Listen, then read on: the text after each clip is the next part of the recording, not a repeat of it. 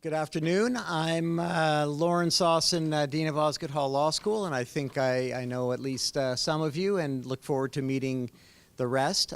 We are here to enjoy and share some reflections with Roy McMurtry, and of course he's going to be known to everyone here today, and we're of course not going to do justice to all of the amazing parts that are captured in the book, and there's of course many copies outside to be signed afterwards, but we want to give you a flavor of it and a chance to ask some questions and hear maybe some things that go beyond the page. So the format's going to be informal and from the heart, as is Roy McMurtry's style. And to kick things off and to introduce Roy McMurtry, who of course could have many titles, but the one that speaks most to me today is as Chancellor of this great university. So it's fitting to do a short introduction for Roy McMurtry.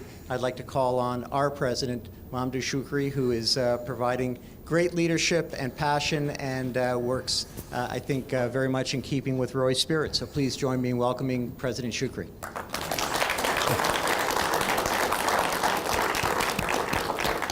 Thank you very much, Lorne. It's a great pleasure to take part in the celebration for launching this important book by a true Canadian icon. So very great pleasure to have this here at York University. Most people in Canada will be aware, or at least some aspects, of Roy McMurtry's remarkable career, which spanned more than 50 years. During that time, Roy has worn many hats, and he did that extremely well. Let me share some of this with you. He has been a highly successful litigation lawyer, Attorney General of Ontario, High Commissioner of Canada to Great Britain, Chief Justice of the Ontario Superior Court, Chief Justice of Ontario, Commissioner of the CFL, Counsel at Gowlings, York University Chancellor, an accomplished landscape painter, and now, with the recent publication of this book, he is a published author. Only two men in Ontario's history have been both the province's Attorney General and also Chief Justice of the Supreme Court. Roy McMurtry is one of them. The values that have informed his career are the same values which make him the perfect Chancellor for York University. He has upheld the highest standards of public and community service, brought about unprecedented legal reform, distinguished himself as a champion of civility, and above all, has been advocate, indeed a driver, of a more progressive, tolerant, and passionate Canada. We are here today to celebrate and mark the wonderful occasion of the publication of his autobiography, Memoirs and Reflections, which recounts many tales of his impressive run in politics and law. Though only I have been, as I said earlier today, about halfway through the book, I can tell you it makes a wonderful reading. It contains everything from his personal views of Margaret Thatcher, Queen Elizabeth, and Nelson Mandela, to his memories of painting with some of the Group of Seven and serving as water boy for the 1945 Toronto Argonauts team.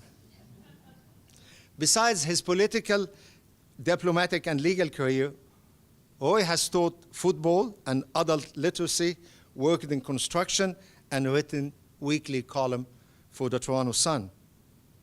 Actually, given how much he has done in his long career, I'm surprised that the book is not thicker than what it is. One of the things that sets Roy apart is that he has always seen challenges as opportunities. While Attorney General, he contended with some of the most challenging issues that ever faced this province and the country. Bilingualism in the courts, multiculturalism, family law reform, the abortion issue, and that most daunting task for a hockey fan in a country that loves hockey, when he prosecuted members of the Philadelphia Flyers after a brawl in the Maple Leaf Garden. Most memorably, he played a major role in brokering the deal that achieved patriation of the Canadian Constitution and the creation of the Canadian Charter of Rights and Freedoms. And of course, his tenure on the Supreme Court of Ontario saw him write the decision that legalized same-sex marriages in the province.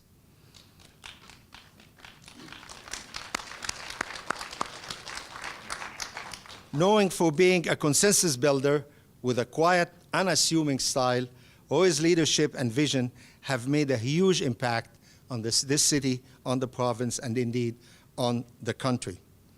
We are truly grateful to have had him as our Chancellor. I feel always privileged that I had the opportunity to share the convocation with him. And as I always said, I can't really blame him for the fact that parents are always, given his stature, both his stature in society and his physical stature, he always distracted all the parents who ignored me totally while he is present. While his good friend Barbara Turnbull introduced Roy at his official book launch at the Toronto Reference Library, she said, and I quote, "The word progressive has never been more appropriately applied to a citizen of this country." I share these sentiments today, and I want to offer my personal congratulations to Roy on an incredible career and a wonderful, wonderful book that brings together some of his memories. With the support of his wife, Rhea, and his 6 children and many grandchildren, he has really made our life a better life, and thanks to him. And for all of us who have known and worked with one of the most preeminent public servants of his times, we are really privileged to have you here today, Roy, to celebrate you and to celebrate the launch of your book. Thank you all. And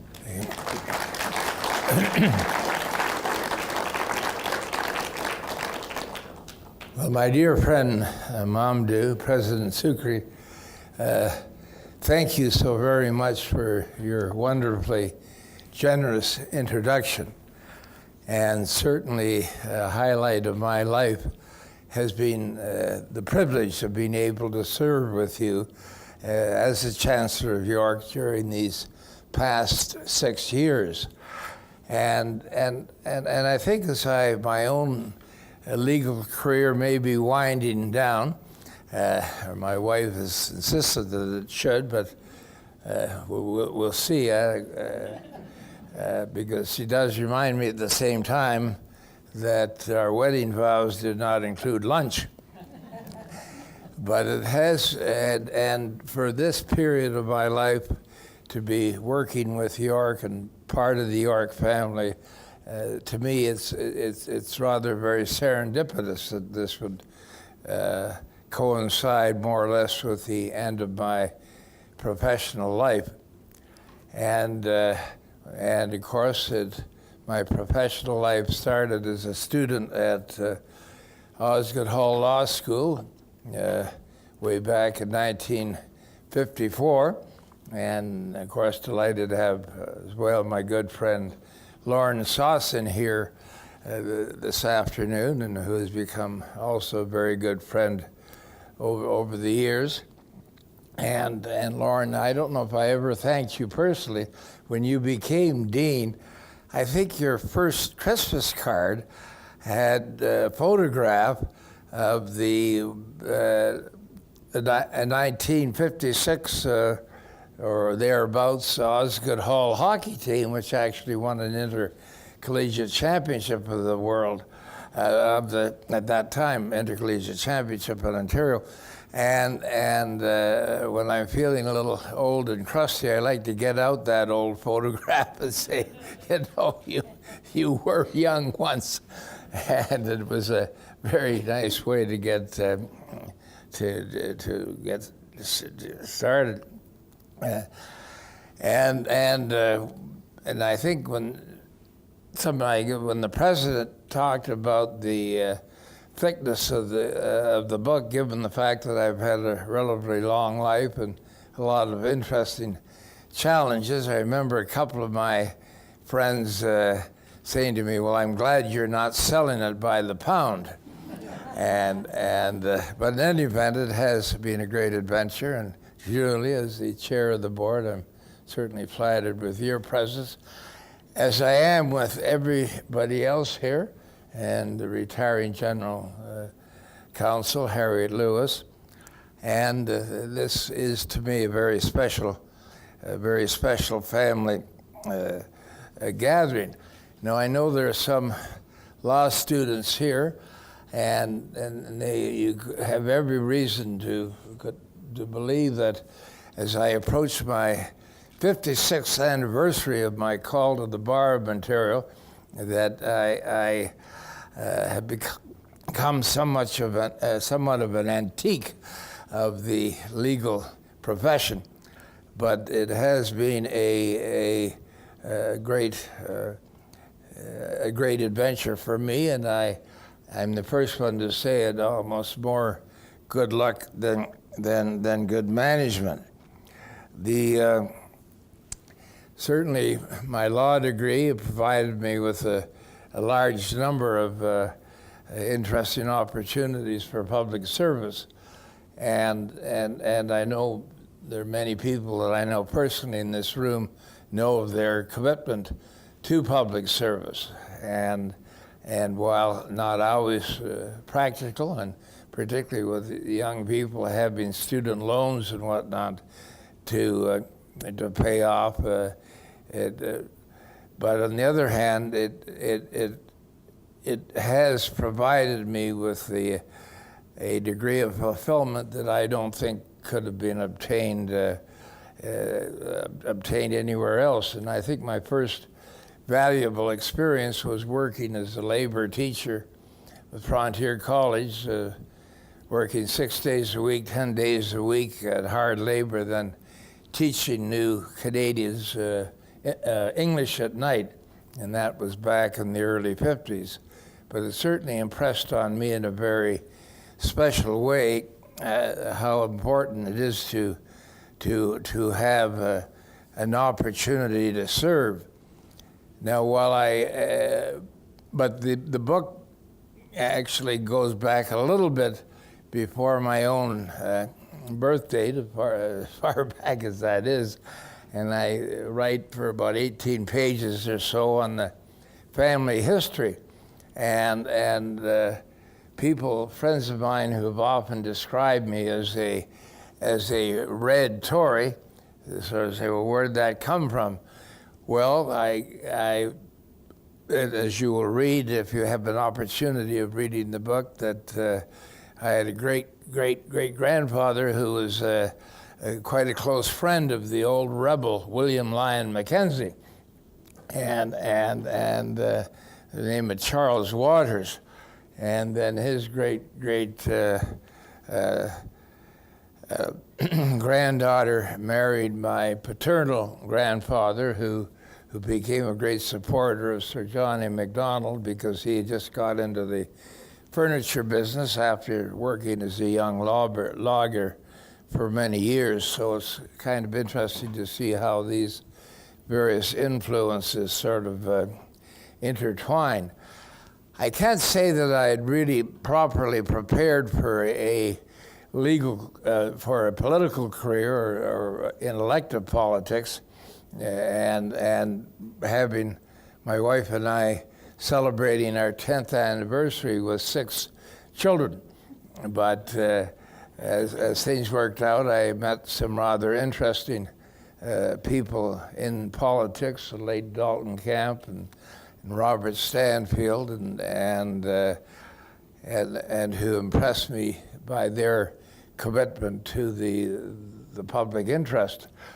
I had played football briefly with Bill Davis at the University of Toronto, and when he became the leader of the party, he said he would like to get me involved, and although we had this friendship, we hadn't been that close, but certainly that began a great friendship, which has been very special dimension in my life. And as Bill Davis is has celebrated its 84th birthday, it's hard to believe that he was barely 41 when he became Premier of Ontario, but the years go by. And when he became Premier of Ontario, the PC party had been in government for 28 consecutive years. And people thought, well, that's going to be pretty tough to improve on that. But he did, carried on for another 14 years and could have carried on for much longer. And I particularly want to make reference to Bill Davis because to me he has always represented a sense of decency and civility in politics that we don't see very much these days.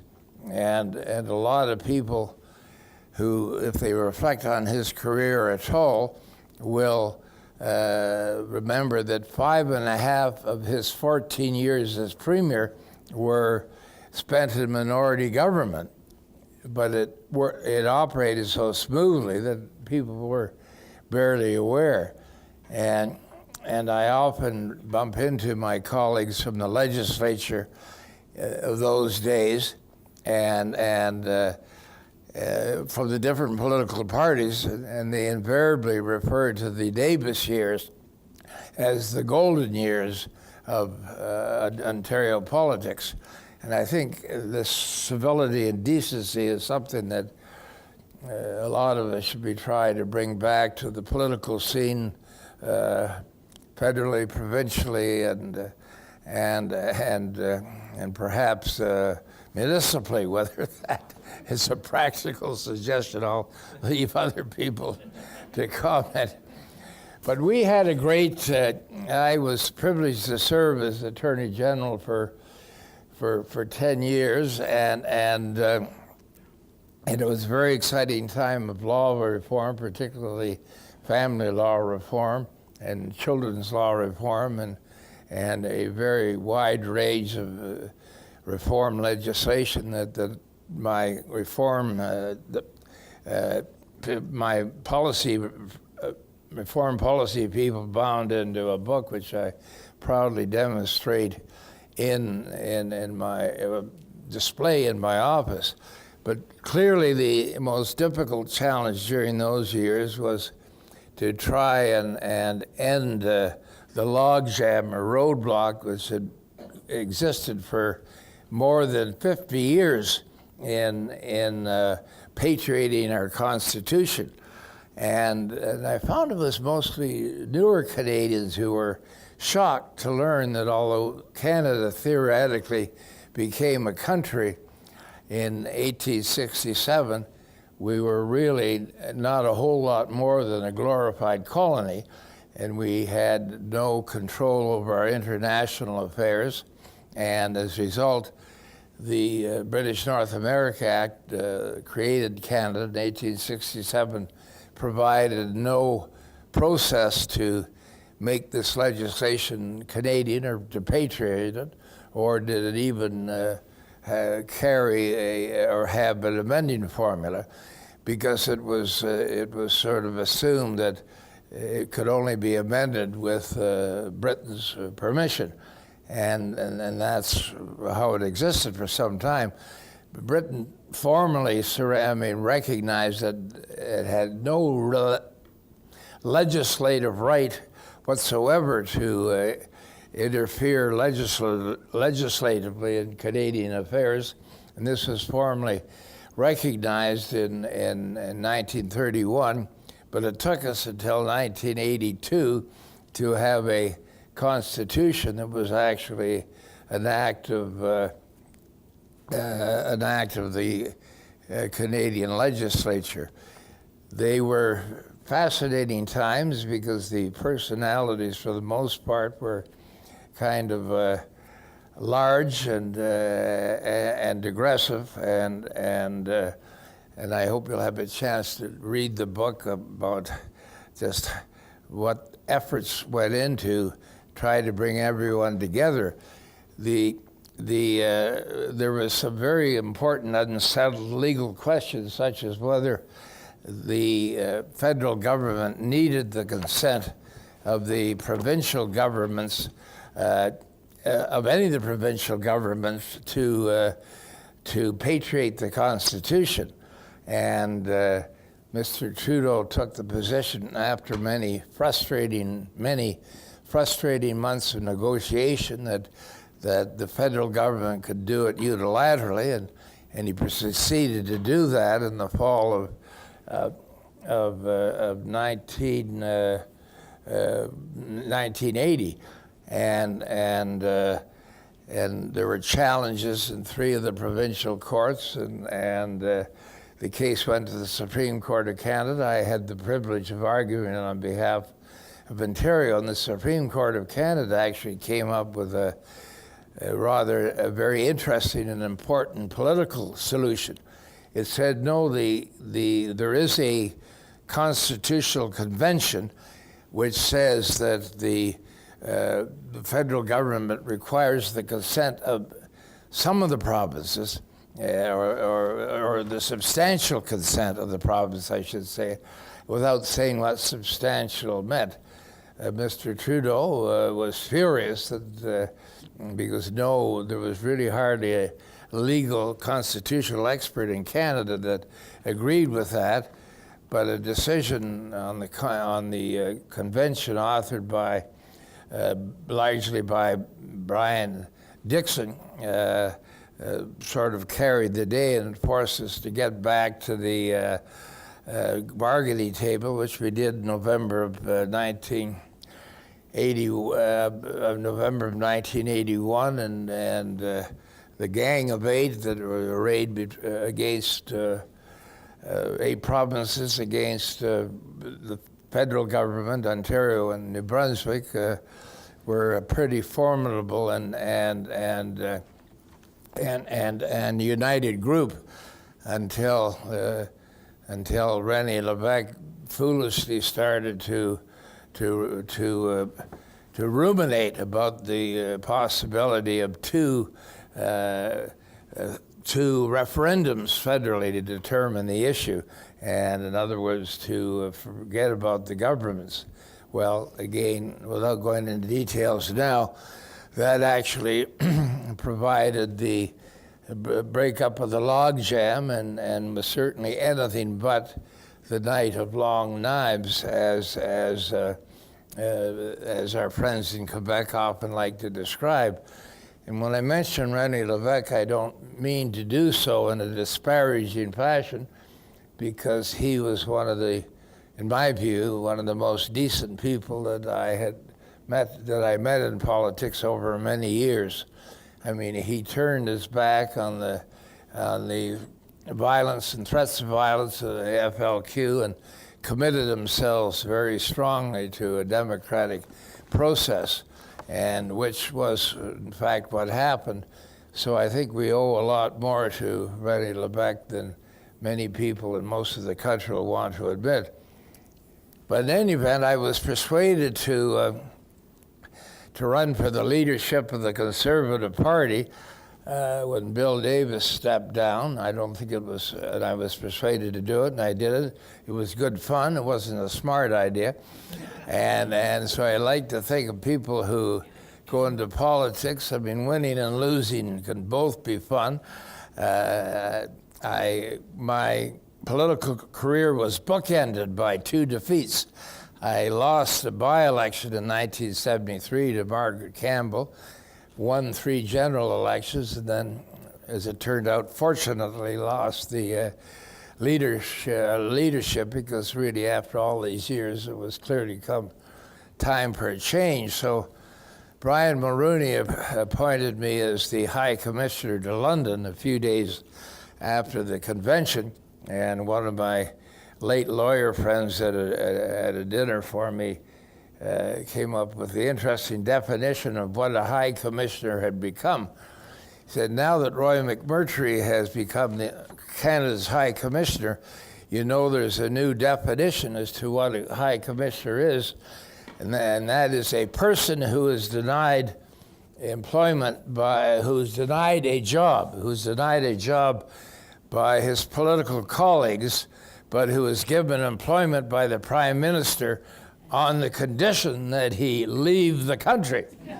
And that's certainly what happened, and it turned out to be a fascinating change of pace. Margaret Thatcher was the Prime Minister, and South Africa was becoming more and more on the political agenda. And while Mr. Mulroney has not always received the most favorable press in Canada, I think his personal commitment to the end of apartheid does great justice to him and his commitment and decency, which was not shared by Margaret Thatcher. And Margaret, a very complicated person, you could write a whole library of books about her, and I expect in the future there will be many more books written. And following her death, I got out my Thatcher library and reread some earlier books and some of her own autobiographies. And when you think of it a bit, and again, I had difficulty with her views on some topics because compassion wasn't her number one priority. But when I look back at all these photographs, and you would have political photographs taken during those years, you could have, a stranger to the world could have very well thought that Margaret Thatcher was the only woman in the world, because in all these photographs, there were just only men. And when I think back, the power of reflection, the fact that she was able to win the leadership of that old Toffs party, the Conservative Party in Britain in 1975, is really an accomplishment that has been greatly underestimated. And because it's always been a little tougher for women in Britain. I'm afraid that the class system has provided a lot of disadvantages for a lot of women. But Margaret Thatcher was not dismayed about that at all, because she told me on more than one occasion, well, women are twice as tough as men, and it's only a question as to whether they want to be. And at one point, one speech she gave, she was praising somebody who happened to be a male, and the ultimate praise that she could heap upon him was to say, you know, I think he's almost as tough as I am. But I think that we'll be reading much more about the Iron Lady. She could be helpful on occasion. She was very helpful to me in dealing with some of the issues of our Aboriginal peoples, particularly when it came to exporting furs and other harvested creatures. But she certainly wasn't very progressive on South Africa. She and Ronald Reagan, I learned, really believed very strongly that there could only be democratic change in South Africa with a very bloody civil war. And they may well have been right if it hadn't been for Nelson Mandela, and who obviously is a great figure for the ages. But I had the opportunity of serving as chair of the Commonwealth Committee on Southern Africa, which took me to Africa on several occasions. And then when I returned to Toronto, I was a member of the South African Education and Trust Fund established by the federal government, and had an opportunity to come to know Nelson Mandela, and which was clearly one of the great privileges of my existence. And it's kind of, just as I'm yapping away here, thinking of the fact that I guess Nelson Mandela and Margaret Thatcher died within the same year, but she was not very sympathetic. She insisted on referring to him as a terrorist and whatnot. But in any event, the matter got resolved, and I think Canada deserves a great deal of credit for the pressure that was put on South Africa internationally, and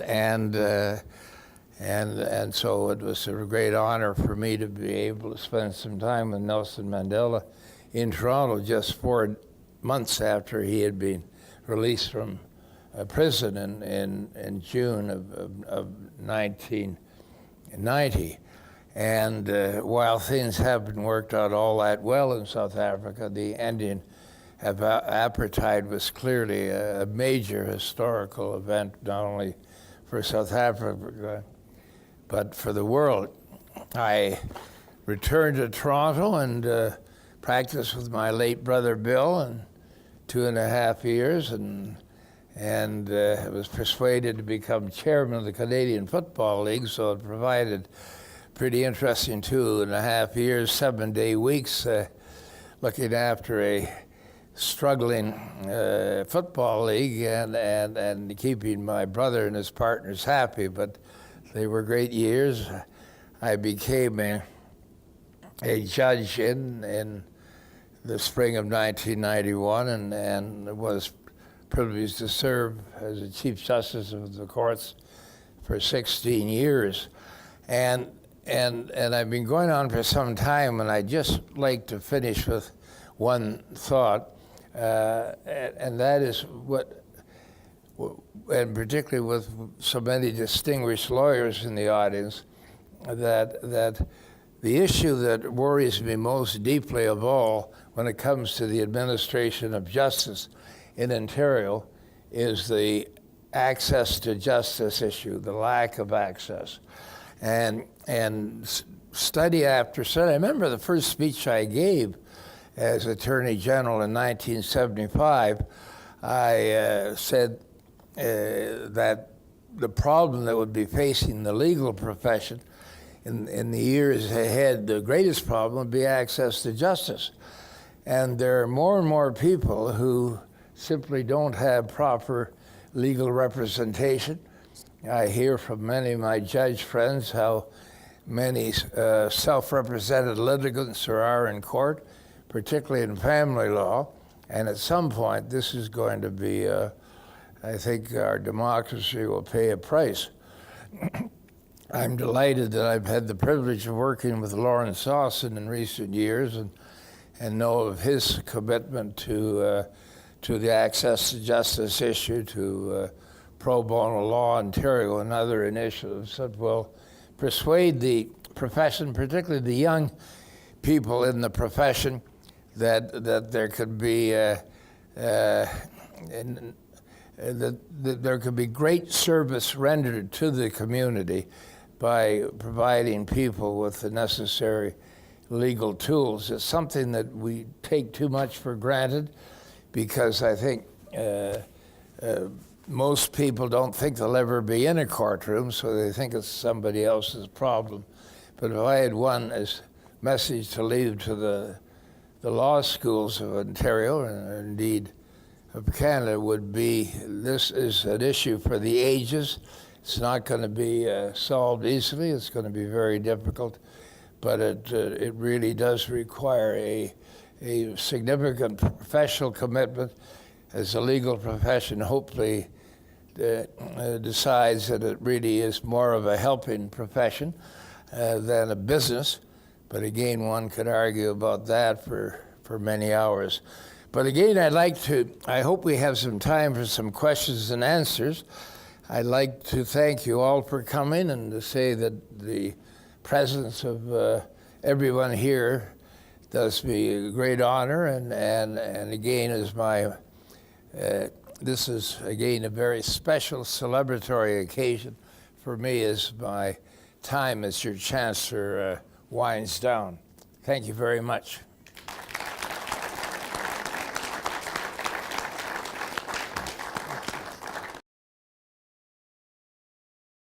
Chancellor McMurtry, for sharing some of the highlights from the book, and of course, you've just skimmed the surface, and it's a really rich and compelling read. So, as you said, I think we have some time for some questions, and there's I'm not sure if there's a mic or a roving mic. There's a roving mic, so that way we can capture it for those who will be tuning in.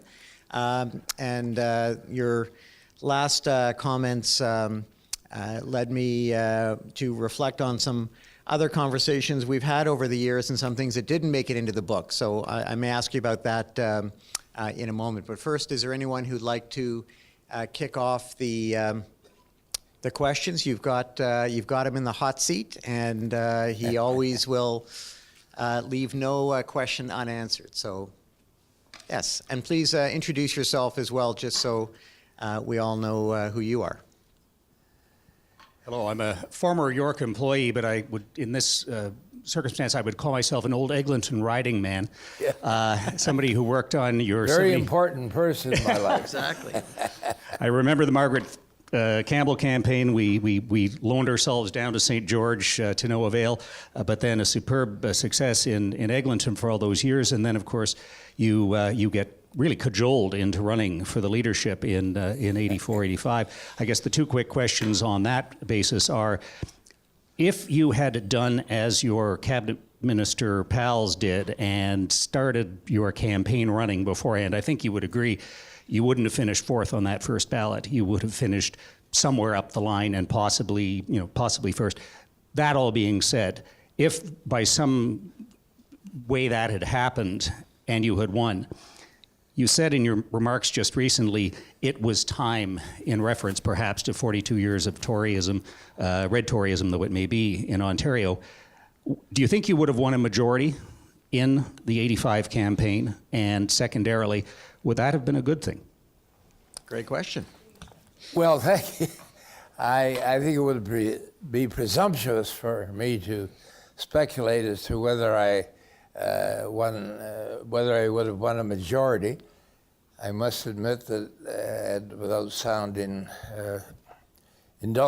too indulgent, I mean, I've been flattered by the fact that my friend David Peterson has said over the years that I was the only candidate that they were concerned about.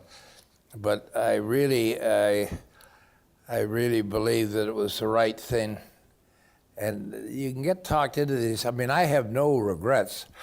I had a great team, a good group of people, and when all of your political friends come to you and say, you got to do this, you got to do this. And largely, I think, because there was kind of a right-wing tilt that was developing in the Conservative Party. Because of Ronald Reagan and internationally Margaret Thatcher, and some say Brian Mulroney, although I think Brian ran for leadership on the Conservative platform and then became more middle of the road. But as it turned out for me, and I can't take, well, I mean, I guess I should be able to take some personal credit for losing. But as it turned out for me, it was the right thing. Now, could someone Roy, could someone like you lead that kind of party today? In other words, you mentioned the shift and what you've seen. Do you think there's room for the Red Tories or the people who you respected and brought you into political life? Is that still your party? Well, yeah, I'm not directly affiliated with any political party, nor have I been since I became a judge many years ago. And I think it's going to be an uphill battle, but things will change. And I mean, I think there is certainly room. And it may not be the Conservative Party. It may be the Liberal Party. I think we have an announcement of a comeback coming any moment now. So Some other questions from the floor?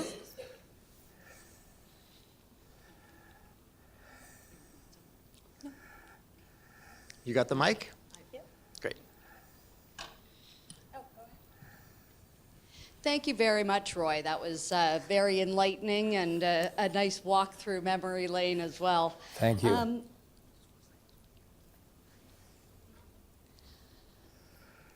I'm also puzzled by the commitment that you have to the Conservative Party, given your progressive ways. You've been so progressive on so many issues and worked on issues that really are not associated with conservatism or conservative parties. But the particular aspect of your work that I'd like to ask about is your work with youth, actually. And I know that you've done a lot examining the causes of youth difficulties and some strategies for dealing with problem at-risk youth. And I wonder if you have any advice for those of us who are concerned about the disenfranchisement of youth, the alienation of youth, the high unemployment rate for youth, and the general sort of political disengagement of youth at this point in our history. Yes, thank you for that question. Just to clarify the record, I have no commitment to any Conservative party in Canada, and whether that changes in the future, you never give up in life, but it's not. I have many friends still within the parties. I have with all political parties, within all political parties, and these things change and whatnot. And my main concern is to persuade younger people not to give up on politics, but to believe that this is where differences can be made. And I've seen it in my own lifetime. And whatever, and young people come in to see me quite frequently to ask my advice as an older guy about getting into the political world, and I always encourage them. And I never mention a particular political party unless they're going to be very searching, because these things change over time. But I'm very concerned about our young people, and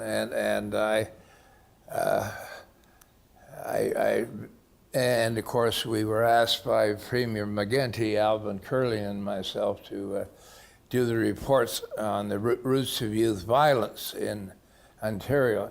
And I mean, to me, I think our findings were quite disturbing. We said very definitely that Ontario was at a crossroads at this point in time, and things could deteriorate very quickly, and hopefully will not.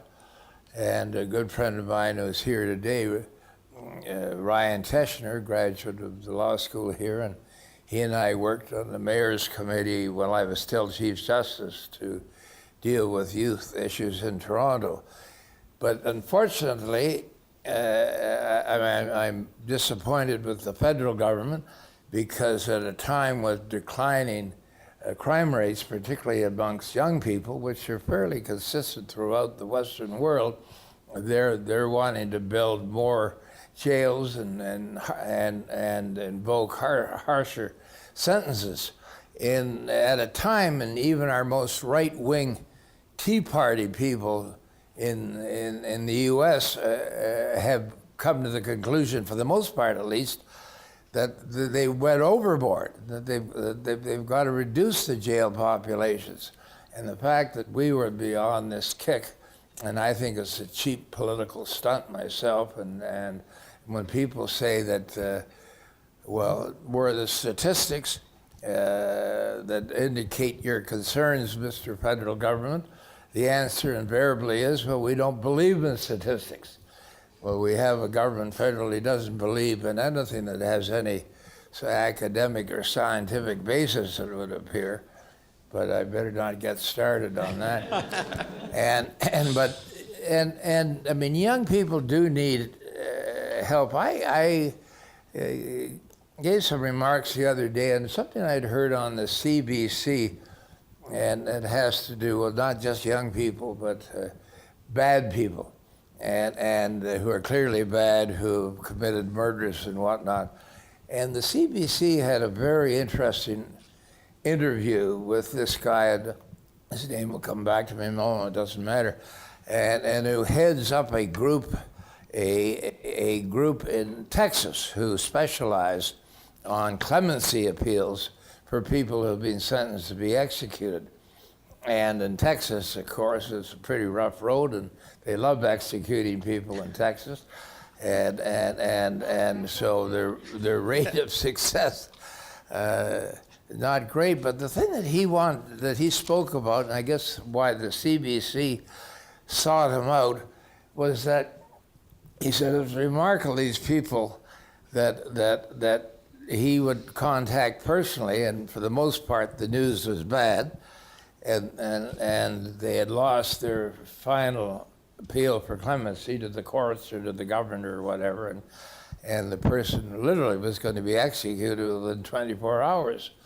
But the thing that really struck him, and why he wanted to talk about this, was that these people who are clearly, for the most part, what you would say were bad people, what they had done, but the thing that really made this incredible impact on him is how grateful they were to these people who had worked on their behalf, however be unsuccessfully, because it was for the first time in their lives that anybody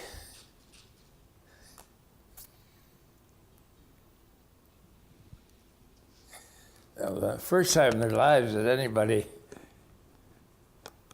had indicated any real interest in them.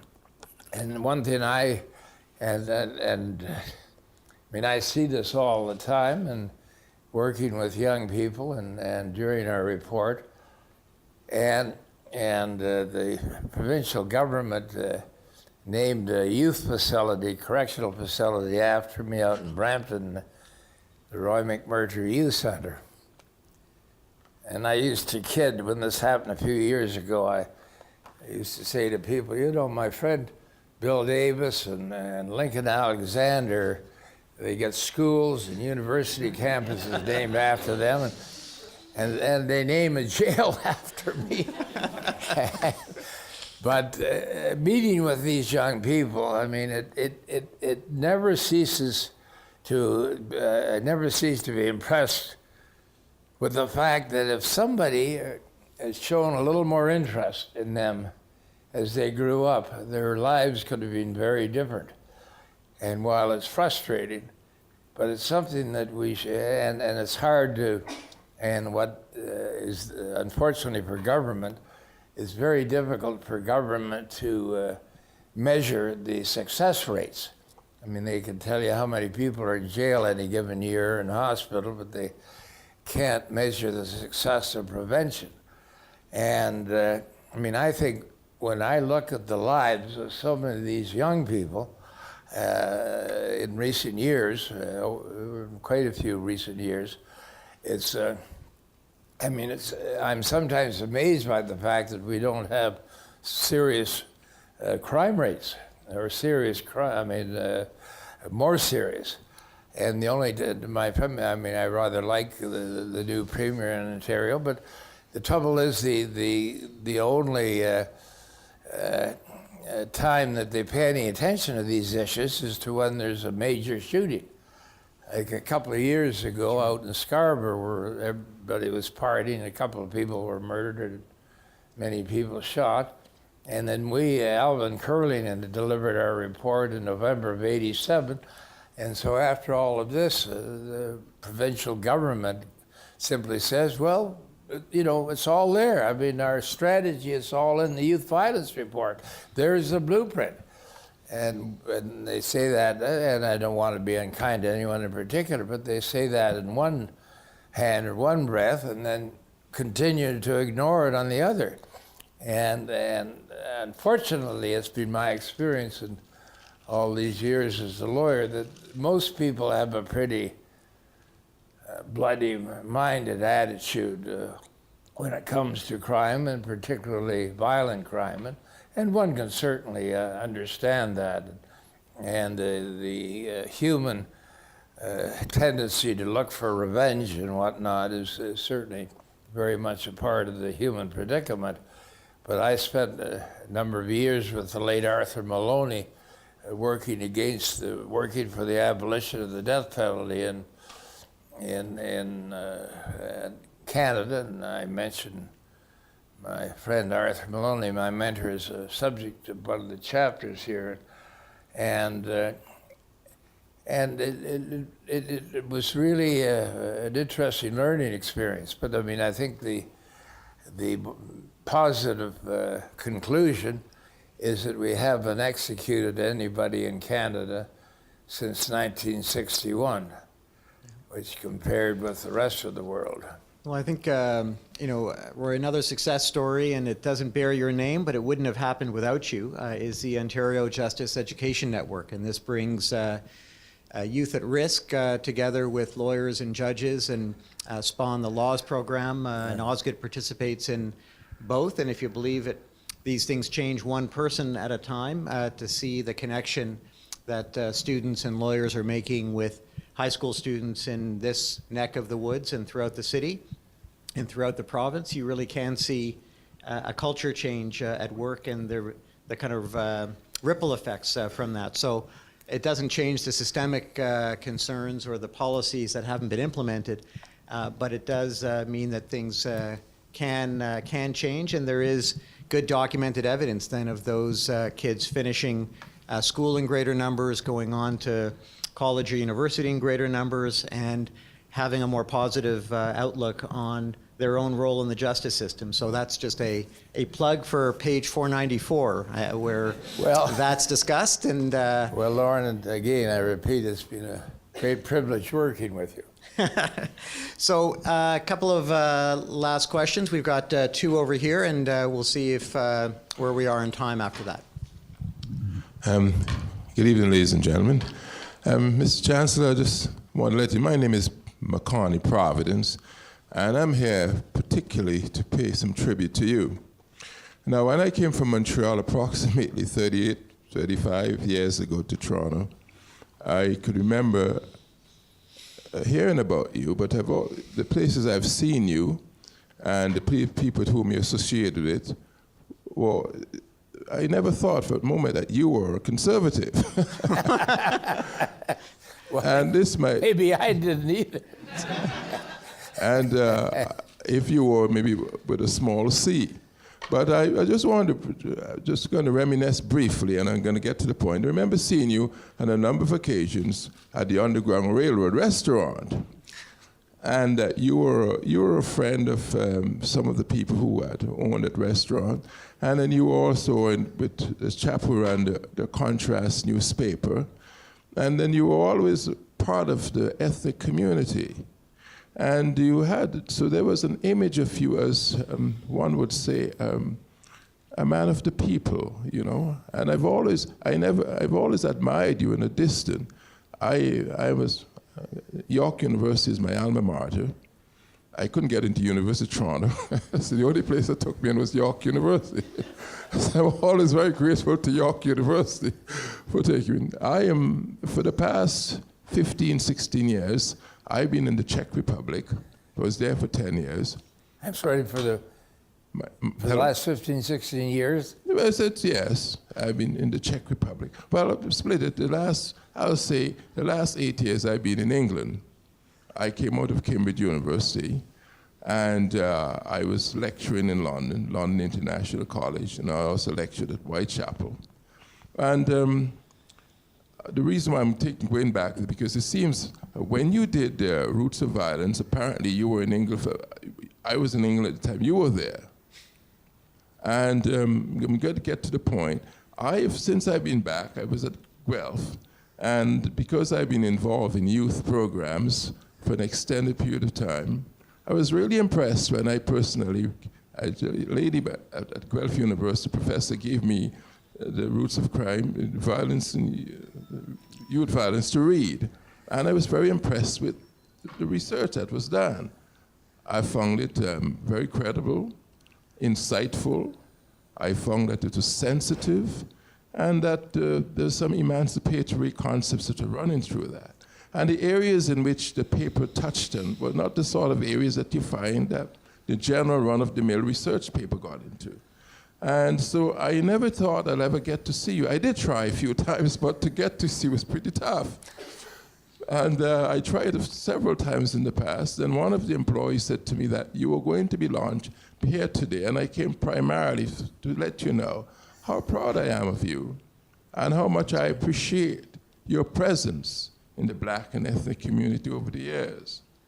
And I've been looking at the paper, and I did set out to do something with it. So approximately 4 weeks ago, I met at a town hall meeting with Josh Matlow, because he was presenting the paper and had done some work in it. Now, mind you, I didn't know anything about that. However, I have been working with the paper, and I've been working on a proposal primarily, which I will say is underpinned by your research paper. And I'm not going to say too much, but I want to let you know that I'm one of those Torontonians who's extremely proud of you. I think you've done a fantastic job, and to show that even though you are coming from a different echelon of society, and in terms of your education, in terms of your profession, there was a leveling off point. I appreciate the way in which you met with the Black community, other communities, how you shared with them. And I think what you did show is what someone in your profession can do, that you can be that leveling point. You can be that voice of sanity. You can portray, you are a good ambassador for what academics like yourself, professionals like yourself, can be in Canada. And I want to wish you, I don't know where you're going from here, but I want to wish you a fantastic career. If there's another one coming up in the corner, I want to wish you if you're planning to retire, I hope not, that it's going to be a wonderful time of reflection for you. I wish you every good thing. All right, well, don't say anything after that. That's perfect. Thank you very much. Those are extremely generous and kind remarks, and I appreciate each and every one of them. Thank you. And we're going to have a chance when we do close in a moment for anyone who would like to come up and have a word with Roy to do so. I know there's a couple of other people who had questions, but we are coming to time, and I want to leave a chance for people to have a one-on-one chat if they'd like to. And the goal, which I think President Shukri set out at the beginning, was really to have this as a family affair, and that, I think, is words, Roy, that you echoed when you started, and very much how you're viewed at York, and certainly again at Osgoode. And we hope, no matter what risky political career you undertake from here on in, and we've seen hints of it, that you know this will always be home, and that your memoirs and reflections are mid-career as far as we're concerned, and look forward to inviting you back to hear both your honesty and wisdom and compassion, and again, the sense of values and integrity you bring to every walk, whether as athlete, artist, diplomat, lawyer, judge, politician, and I'm sure I've left a few out as well. It really is a remarkable beacon for our students and for each of us to have as our inspiration. So let me bring the formal proceedings to a conclusion, and again invite people to make their way either up to have a word or to have a book signed. I think is going to happen just out front, if I have the choreography right. And again, a special thank you to have taken the time to both put down your reflections and memoirs, to share them with us, and the commitment to continue doing so. So thank you very much for everything you're doing and everything you will do. Thank you.